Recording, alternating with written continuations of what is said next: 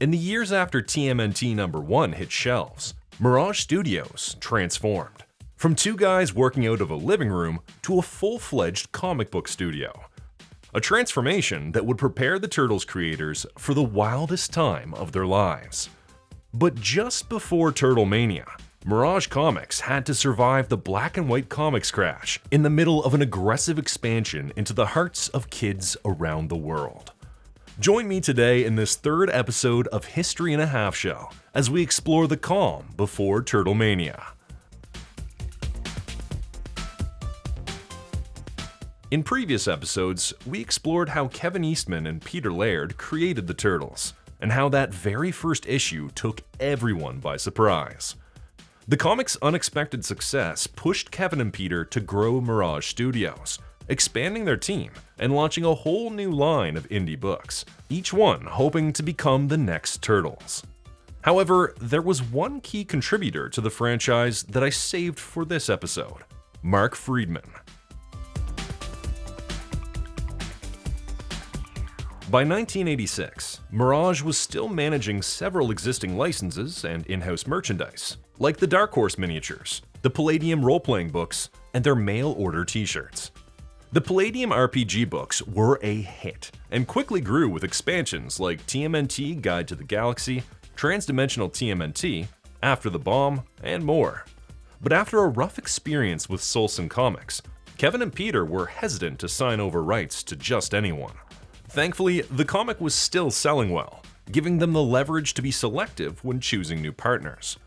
Before we go any further, if you're enjoying this deep dive into the history of the franchise, I highly recommend checking out Andrew Farago's book, TMNT: The Ultimate Visual History. It was an invaluable resource while putting this video together. Now let's talk about a game changer in this story, a licensing agent named Mark Freedman. Mark had been in the licensing business for a while. He'd learned the ropes working on major properties, learning how to help launch toy lines like G.I. Joe, and developing animated series like The Flintstones and Alvin and the Chipmunks. But then, Mark went freelance, and without a big property to represent, he had to settle for consulting gigs, none of which paid the bills. Desperate, he even started waiting tables on the weekends. Still hoping to land his first major client, Mark began hanging out in game stores. And that's where he discovered the surprising depth and complexity of tabletop role-playing games. That experience would come in handy sooner than he thought. While consulting on the Robotech anime, Mark got a call from Kevin Symbieta, the president of Palladium Books. Symbieta was interested in acquiring the Robotech license, but Mark flipped the conversation. He asked Kevin what other licenses Palladium was working with. And that's when he heard the name Teenage Mutant Ninja Turtles. Mark was instantly hooked. He rushed to the nearest comic shop and grabbed as many issues as he could find. He also reached out to Rick Obadiah, editor at First Comics, the publisher handling the recolored collected editions. Rick sent him a copy of the collection, and once Mark saw the Turtles in full color, he knew he had to represent this property. Now he just needed to convince Kevin, Peter, and the rest of the world. Mark asked Symbieta to help make the connection. But there was a problem. Kevin and Peter had just moved to Northampton and hadn't left a contact behind. It wasn't until the summer of '86 that they reached back out to Palladium, and Symbieta played matchmaker. By August, Mark had finally met with Kevin and Peter. They got along pretty well, but the duo needed some convincing. They gave him a 30-day trial. If he could land the many opportunities, he'd get another 30. However, they were clear on one thing. Kevin and Peter would retain ownership of the Turtles and have final approval on everything. That part wasn't negotiable. Mark had a plan for how to pitch the Turtles, and he asked Kevin and Peter for anything that could help in those meetings. The only thing they had at hand was a foam rubber turtle puppet gifted to them by Mirage artist Tony Basilicato. His logic was on point. If he could land a deal with a toy company, they'd likely have the resources to also pitch the property for television. He was also eyeing the booming home video market. VHS was still new, and there wasn't a ton of content for kids yet. That could be another inroad for the Turtles. But there was a problem. The name Teenage Mutant Ninja Turtles freaked out a lot of companies. LJN, Hasbro, and Mattel all passed on it. Mattel actually considered it long enough to create a prototype, but ultimately they walked away. The pitch had a few hurdles. Yes, the comic was doing well with kids, but it was technically recommended for mature readers. And it was an indie book, which meant it wasn't mainstream enough to feel like a safe bet for big toy companies. And then there was the color. Historically, green was considered a tough sell in the toy aisle, at least until 1988. Out of options, Mark called an old friend, Rich Salas, Vice President of Marketing at the US branch of Playmates Toys. Playmates was a Hong Kong-based manufacturer known for dolls and preschool toys. Mark knew Richard from his days at Hanna-Barbera, and while Richard was still new to Playmates, he knew one thing for sure. The company didn't yet have an action figure line of its own. Carl Aronian, the head of marketing, and toy designer John Handy started developing concepts for a potential Turtles toy line. However, the project hit a wall after the duo lost the room during their first presentation. Bill Carlson, the president of Playmates' US division, shut it down and told them to stop. Fortunately, Playmates got some much-needed validation after showing their early designs to Toys R Us. The feedback was strong enough that Bill Carlson gave the green light to keep going.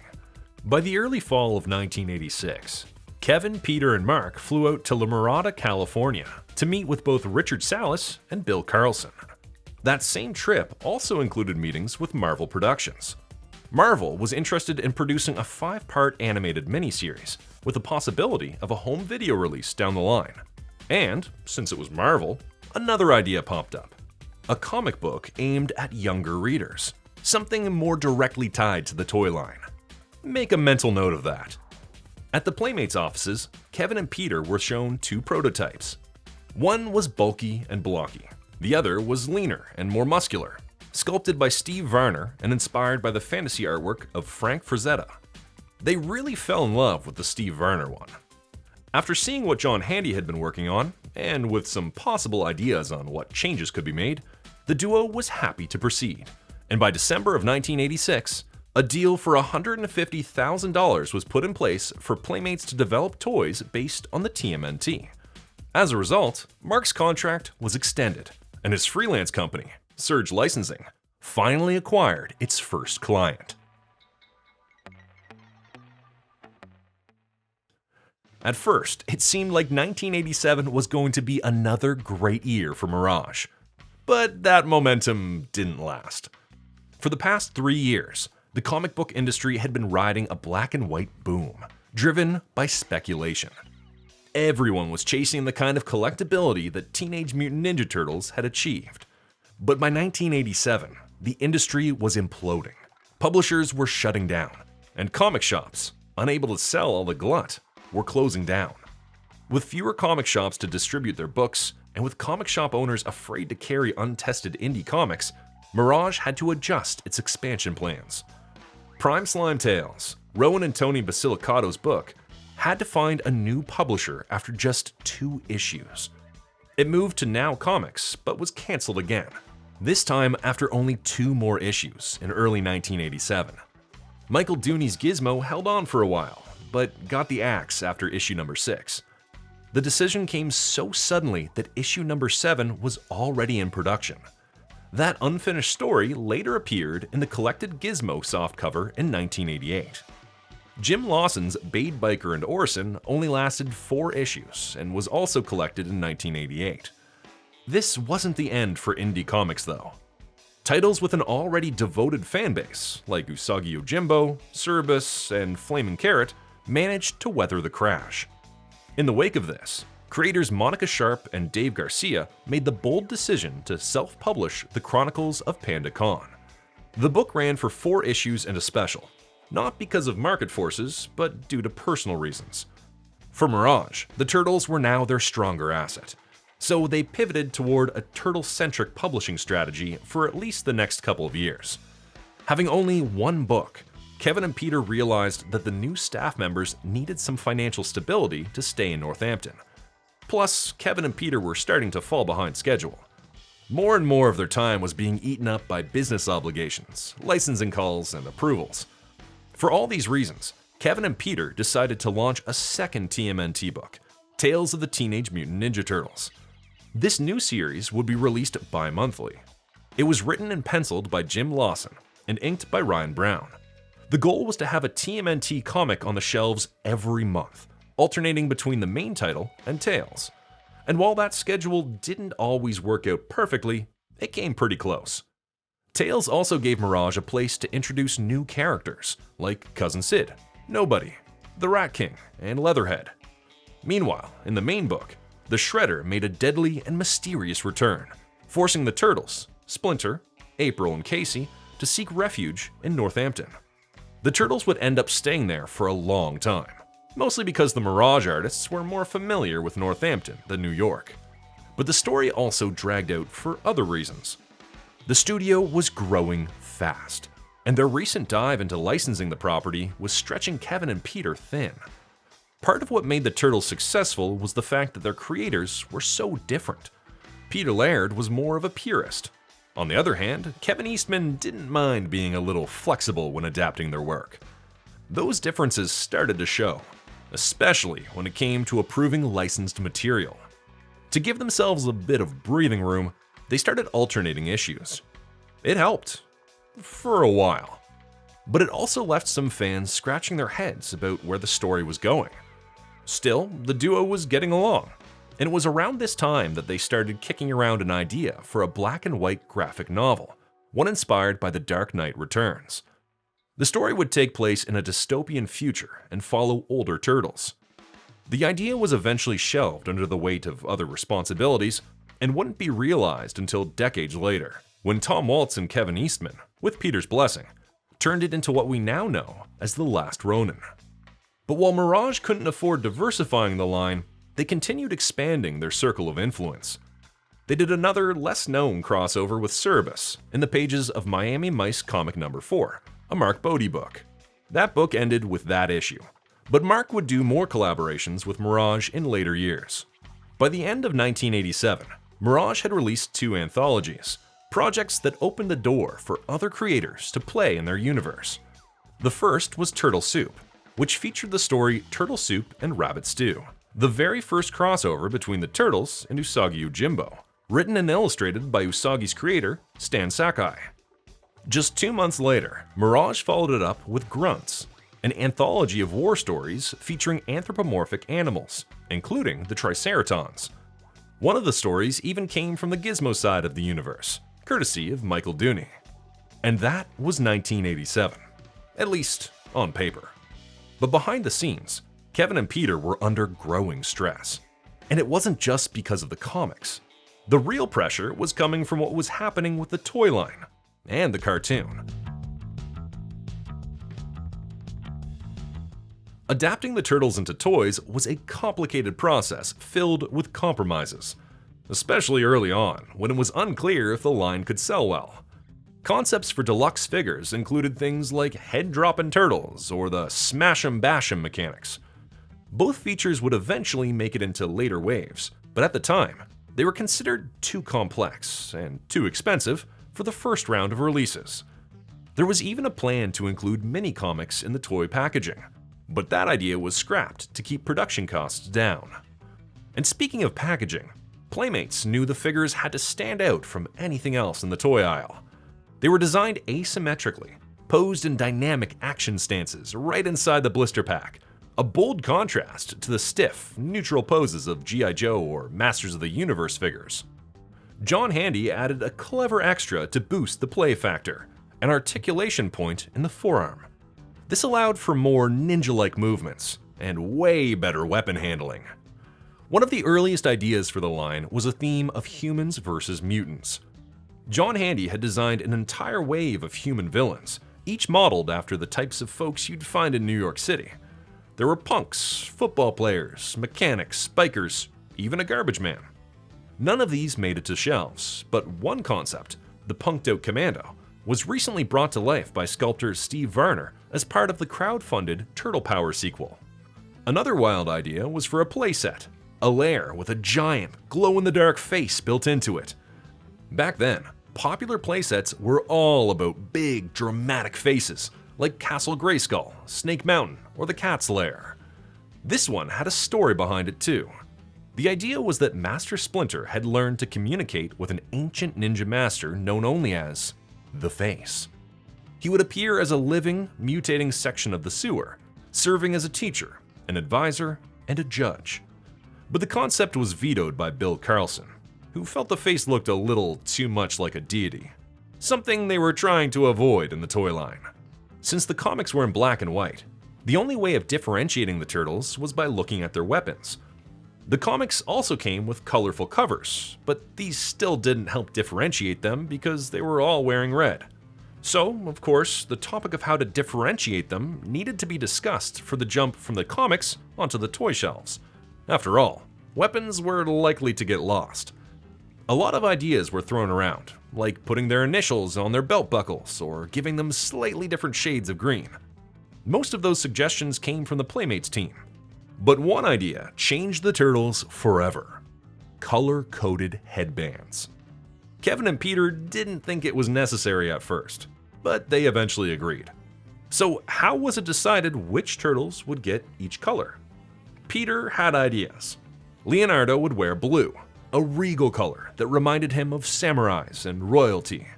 Raphael would keep the red, because it was a color that went well with his rage and passion. Michelangelo would get orange, because it was, in their words, a silly color. It's definitely an energetic and playful color, attributes that match his personality. Donatello got purple, a color Peter associated with pacifism and priests, as this was the journey the character was going to go through in the comics. That lineup stuck, but for a moment, just a moment, Leonardo and Michelangelo almost ended up with each other's colors. Another change that happened during the Turtles' move to 3D was the removal of their tails. Yeah, apparently a lot of people at Playmates, and some comic readers, felt they looked a little too phallic. However, according to John Handy, the real reason was much simpler. They were worried the tails would break too easily. This mandate didn't affect Slash, though. Meanwhile, the team was designing various sets and vehicles that would inspire future releases later. To help bring the world together, Carl Aronian brought in writers John Schultz and John Besman from a company called Pangea. Their job was to craft a simplified backstory that would be printed on the toy packaging.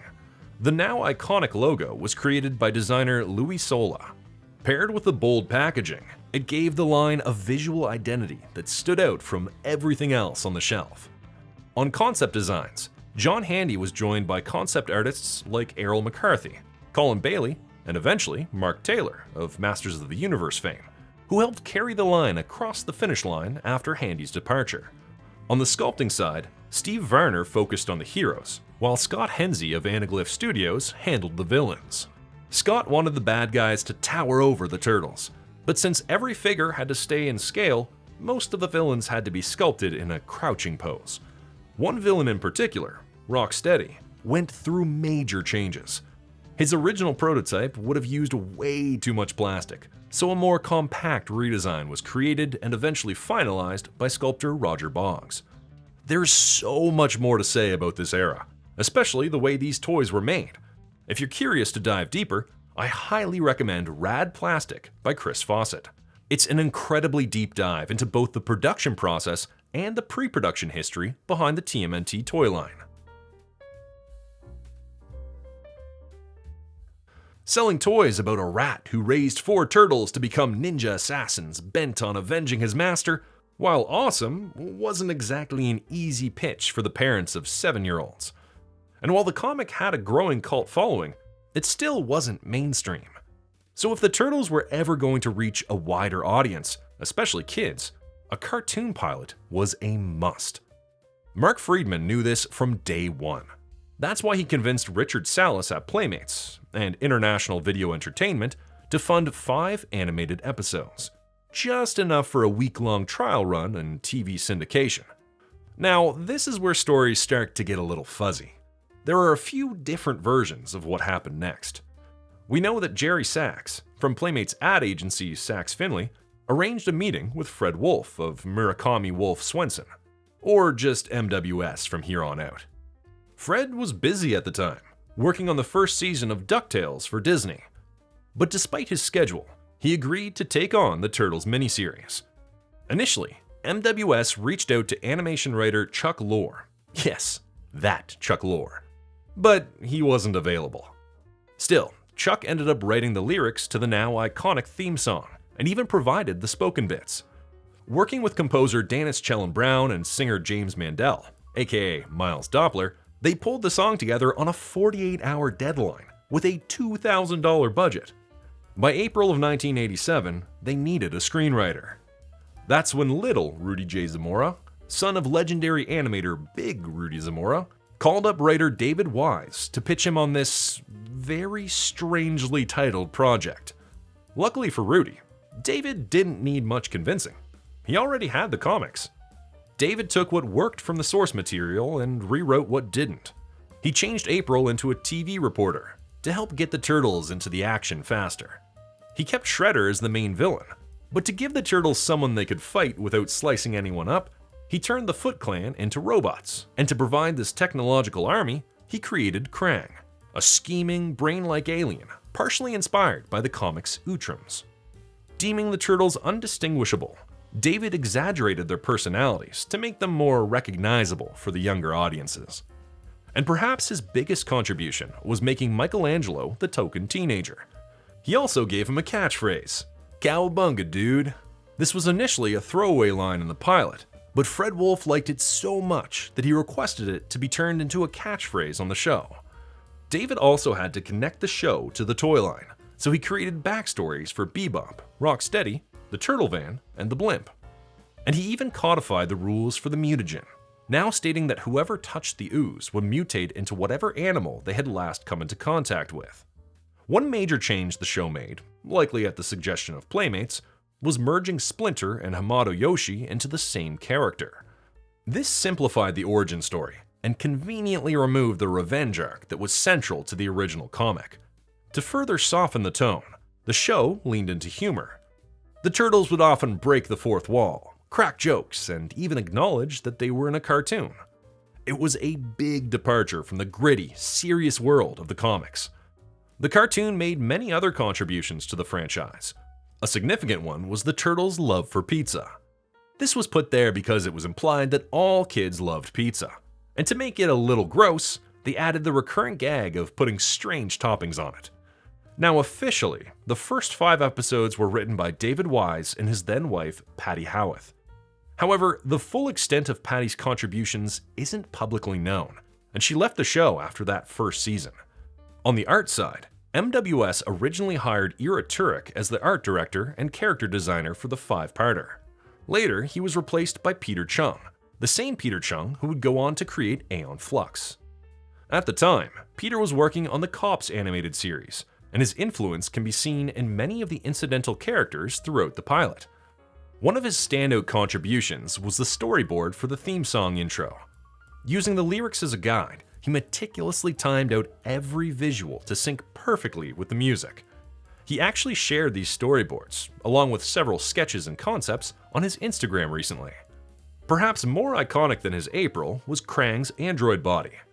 Thinking the show would flop, he proposed that design as a joke. He was surprised when it got approved. However, some interesting elements were lost in the adaptation.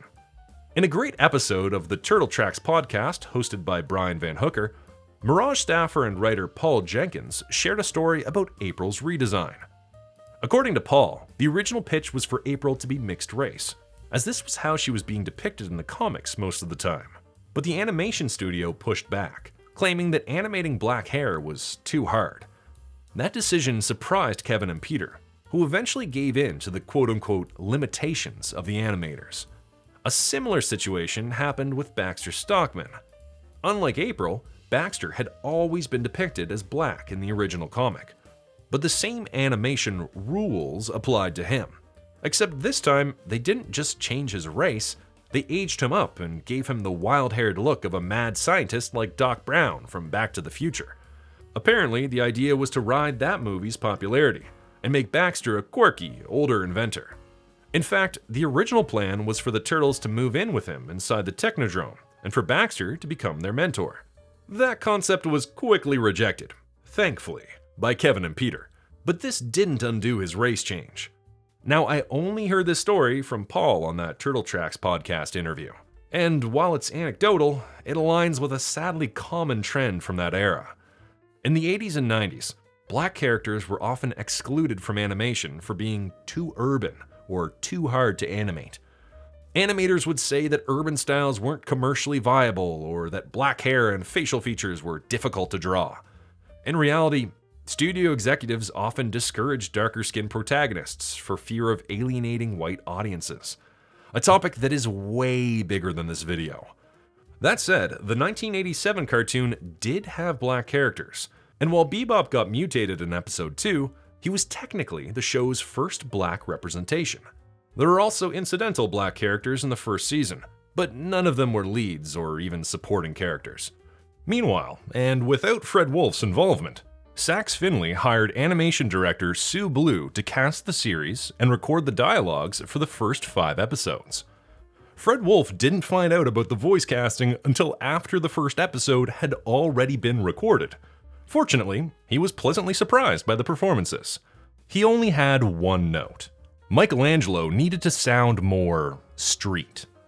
Now, like many things in Turtles lore, there are a few different versions of how that voice came to be. Some say it was David Wise's idea. Others credit Townsend Coleman directly. Either way, Mikey's voice was heavily inspired by Spicoli from Fast Times at Ridgemont High. Interestingly, the actors were hired without being assigned their characters, so they had to figure it out themselves. Cam Clark ended up voicing Leonardo. Barry Gordon took on Donatello. Townsend Coleman was Michelangelo, and Rob Paulson voiced Raphael. Rounding out the cast, Renee Jacobs voiced April, Peter Renaday was Splinter, James Avery brought the Shredder to life, and Pat Fraley pulled double duty as both Krang and Baxter. All the episodes were recorded in a small Hollywood studio and on a tight schedule. But here's what really made the magic happen. The cast recorded together. That's not always the case in animation, but in this one, it made all the difference. The actors bounced off each other, built chemistry, and even ad-libbed some lines, giving the Turtles the banter and rhythm we now consider iconic.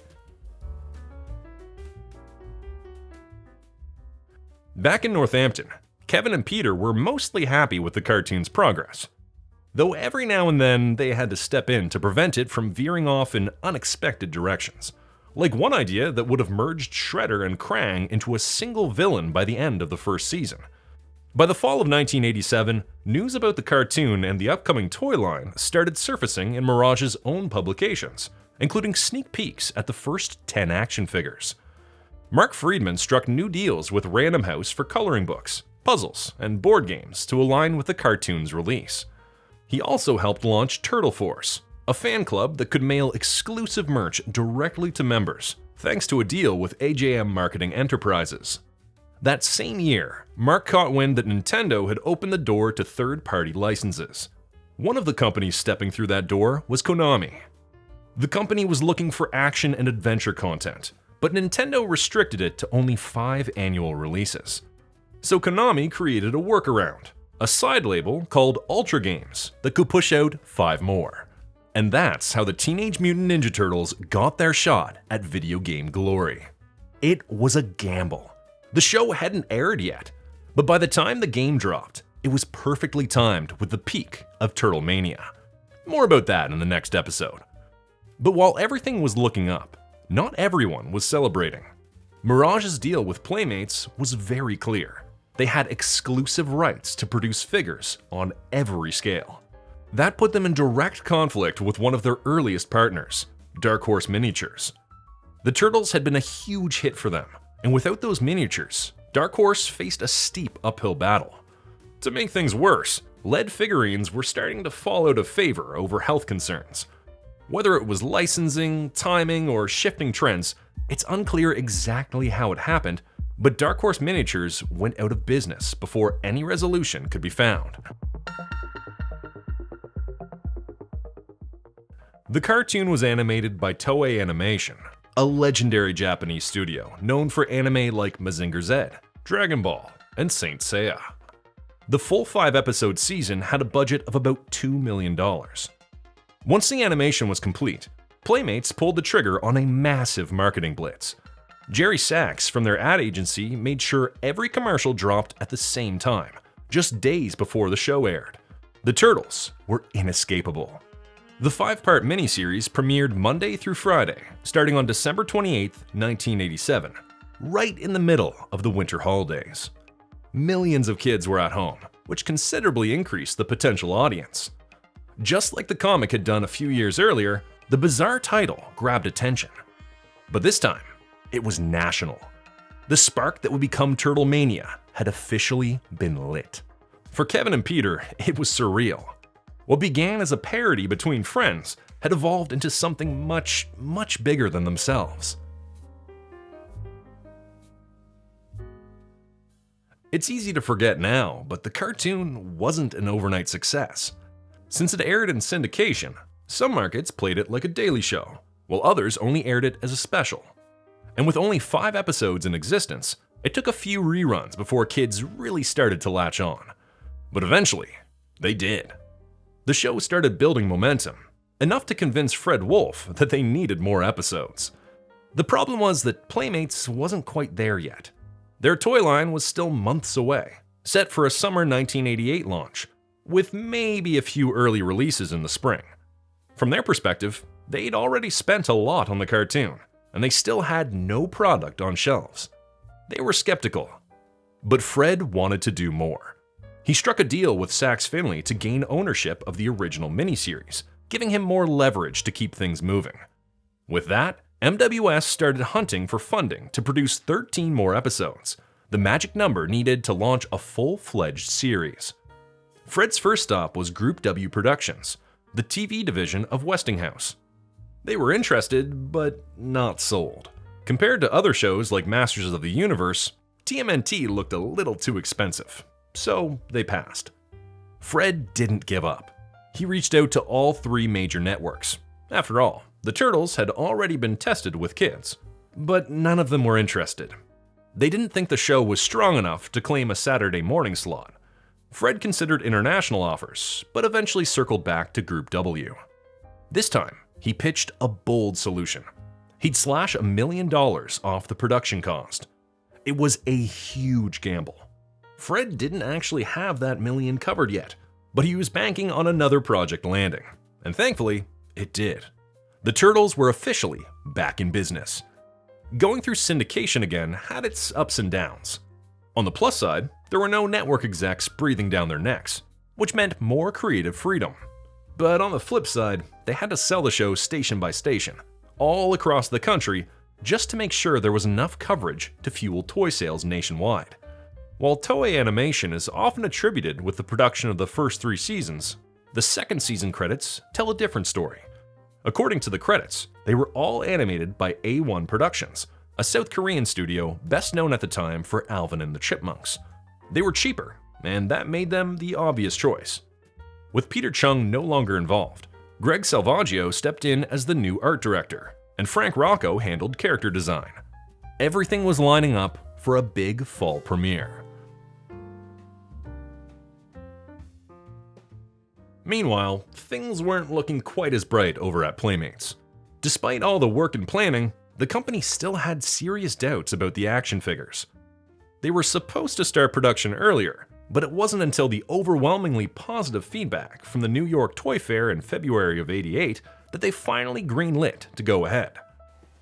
Teenage Mutant Ninja Turtles, heroes in a half shell. They learned the ninja arts from their master, the Rat, and now these 4 green guys can really kick back. The Shredder, sworn enemy of the Turtles. It feels so good to be so bad. With his henchmen, the dreaded Foot Soldiers, the mutants Bebop and Rocksteady. What do I do with them? Destroy them! All one turtle soup. Ninja Turtles. From Playmates.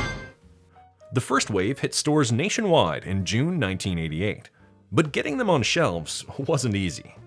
Retail giants like Target, Kmart, and Walmart turned it down. It was the smaller retailers, and especially Toys R Us, that saw the potential and put in their orders. And just like that, the figures were gone within a week. That first wave included the core lineup: Leonardo, Donatello, Raphael, Michelangelo, April O'Neil, Shredder, a Foot Soldier, Bebop, Rocksteady, and Splinter. Vehicles followed soon after. Fan favorites like the Cheapskate, the Turtle Blimp, the Knucklehead, the Party Wagon, and the Turtle Trooper.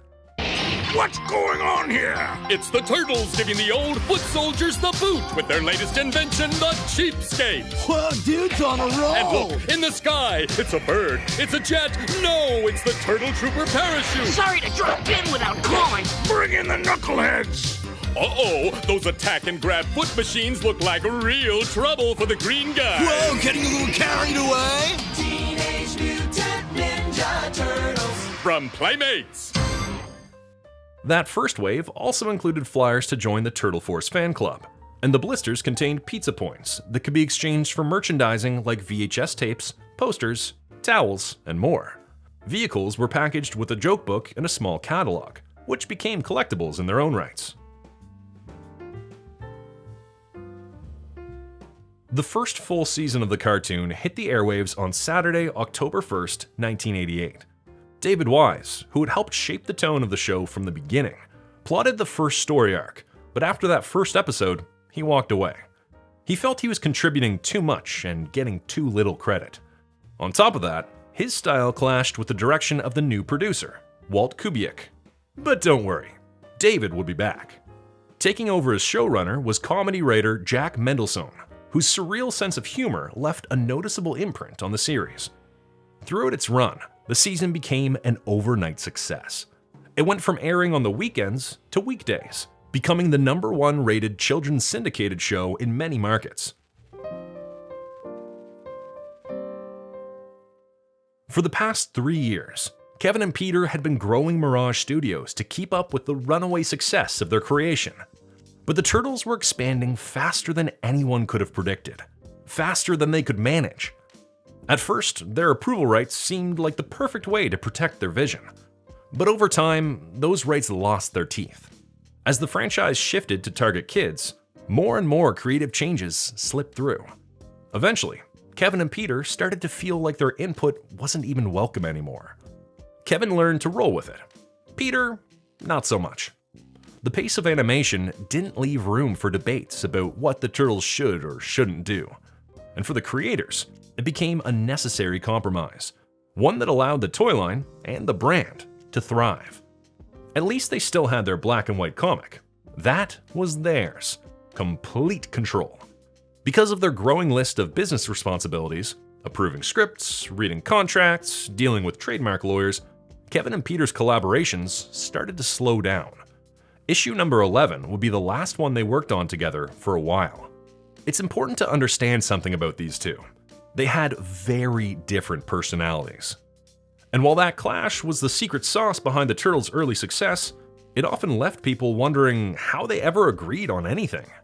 To keep the comic going, and maybe to take a breather from each other, they decided to alternate issues for a bit. That worked. For a while. By issue number 16, they began inviting other artists, like Mark Martin, to take a turn. This kicked off what fans would later call the guest era, a stretch where outside artists brought their own spin to the Turtles. But we'll dive deeper into that in the next episode. With other creators now playing in the main book, Tales of the TMNT no longer felt unique. So they wrapped it up. Ryan Brown, who had been working on Tales, was moved to do merchandising art with Steve Levine, and this pairing would become legendary. It's said that Ryan and Steve handled somewhere between 60 to 70% of all TMNT licensing art during this period. You may ask yourselves, why couldn't others, including Playmates, do the artwork themselves? Well, that's because it was faster. Any artwork done by Mirage was automatically pre-approved. That's why Ryan and Steve did so much of it. Meanwhile, Kevin and Peter, the original creative duo, weren't doing much creating. They were drowning in contracts, hiring lawyers by the truckload to keep up with the business demands as the Turtles exploded across the globe. Still, for all the chaos, the cartoon and the toys were a hit. Kevin and Peter were making a fortune off their creation, something their hero, Jack Kirby, rarely had the chance to do. And in that sense, they were proud. Unfortunately, some fans were not thrilled. To understand why, you've got to look at where comics were in 1988. The industry had changed. After the success of The Dark Knight Returns and Watchmen, a wave of mature, creator-driven comics began reshaping the medium.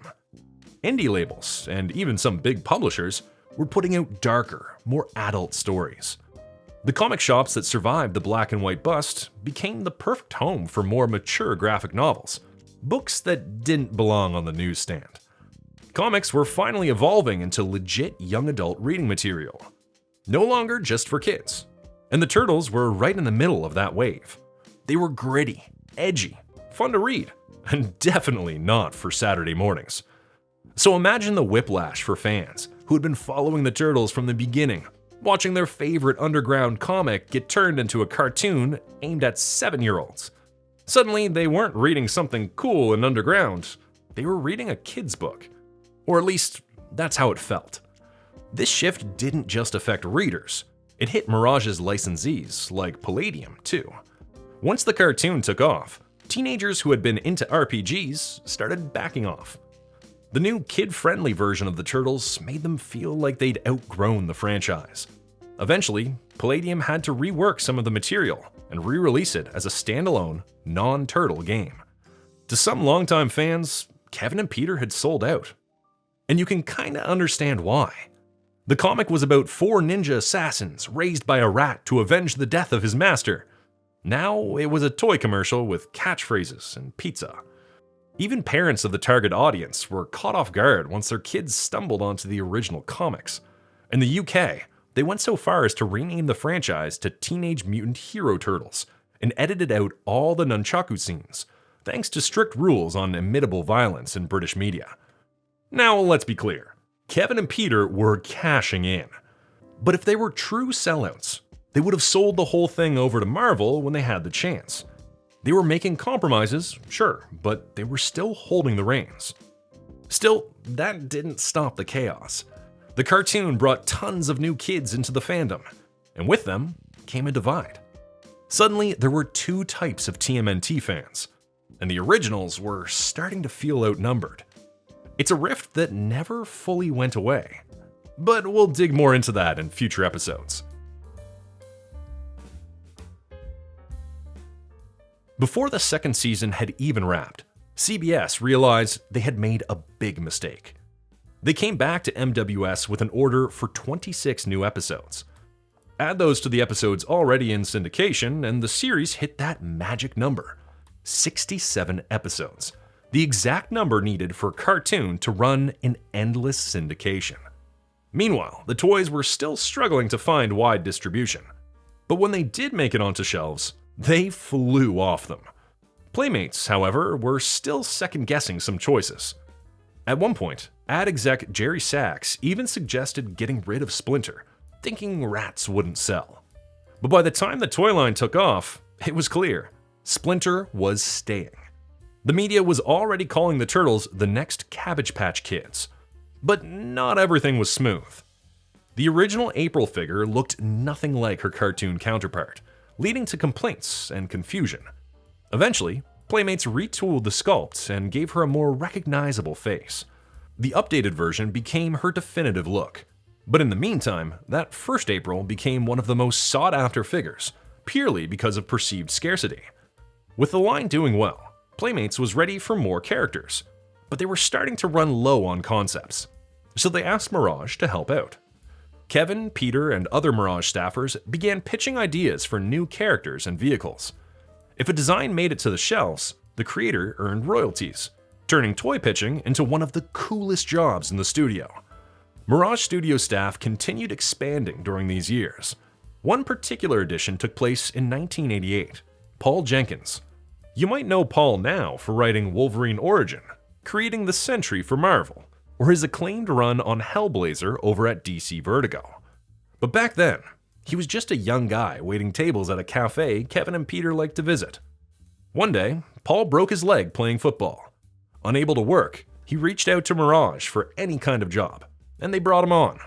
First as an editor and production manager, and later he got involved with licensing, and he would write a pretty cool issue during the guest era. Before we wrap up this episode of History in a Half Shell, there's one more story we need to cover: the Puma Blues drama. It may seem like a footnote, but it ended up bringing a key writer into the Turtles world. As I mentioned earlier, indie comics found their home in comic shops. But to even get into those shops, creators relied on comic distributors like Diamond. In 1987, indie legend Dave Sim made a bold move. He bypassed Diamond entirely and sold his next graphic novel directly to fans. It worked really well. But Diamond wasn't happy. In retaliation, they sent Sim a letter. If he could pick and choose what they carried, then so could they. They decided to drop one of the lower-selling books of his imprint. This was how the Puma Blues, a small but critically acclaimed series by writer Steve Murphy and artist Michael Zully, lost a third of its sales, enough to make the book unsustainable. But Murphy and Zully refused to fold. With support from Sim and other creators, they launched a short but intense war against Diamond. It became a rallying point for creator rights in the indie comic scene. Among the supporters were none other than Kevin and Peter. They eventually offered to publish the Puma Blues through Mirage, helping alleviate the conflict. Ironically, Mirage was also about to bypass Diamond by selling their TMNT hardcover collection via mail order.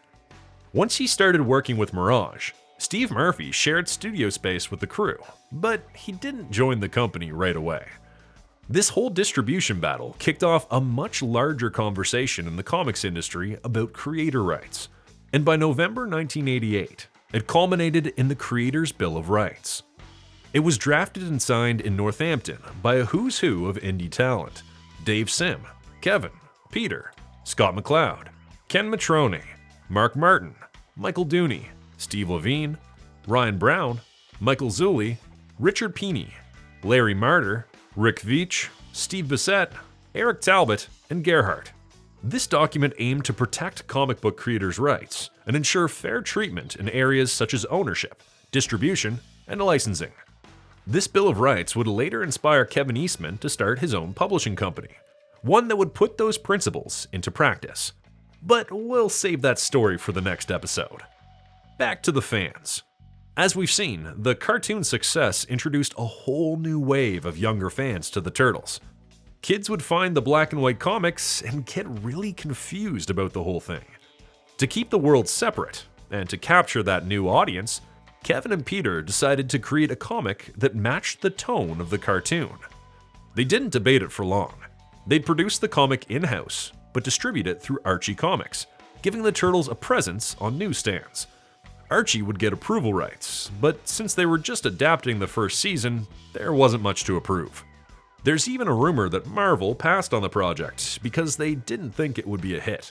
And that's wild when you consider they had a whole imprint at the time for licensed cartoons called Star Comics. So it could have happened. The adaptation came in the form of a 3-issue miniseries, Teenage Mutant Ninja Turtles Adventures. It was written and penciled by Michael Dooney, with inks by Dave Garcia of PandaCon fame. That mini was a hit, and Archie greenlit an ongoing series. It started by adapting the second season of the cartoon, but quickly evolved into its own unique universe. The creative team behind that new universe would be Ryan Brown and Steve Murphy. And because Steve didn't want to confuse his more serious Puma Blues fans, he wrote the new stories under the name Dean Clarane. I'll discuss this in more detail in the next episode. Despite getting passed on by countless publishers, toy companies, and animation studios, Kevin, Peter, and now Mark proved that the Turtles had something special. But in 1988, no one knew how long the hype would last. And while the cartoon was a smash hit, its growing popularity started to feel like a looming threat to the survival of the black and white comic. That original book, the soul of the franchise, was now being overshadowed by its kid-friendly cousin. At the time, even the toys were expected to peak in 1989, a year when Batman was set to dominate pop culture. So the next couple of years would be crucial to prove the Turtles weren't just a passing fad. But before doing that, Mark would need to convince movie studios that the Turtles had potential on the big screen. Come back for the next installment of History in a Half Shell as we explore the marketing storm that took over the world, Turtlemania. And if you made it this far into the video, leave a comment saying, "Cowabunga, dude!" Thanks for watching. See you in the sewers.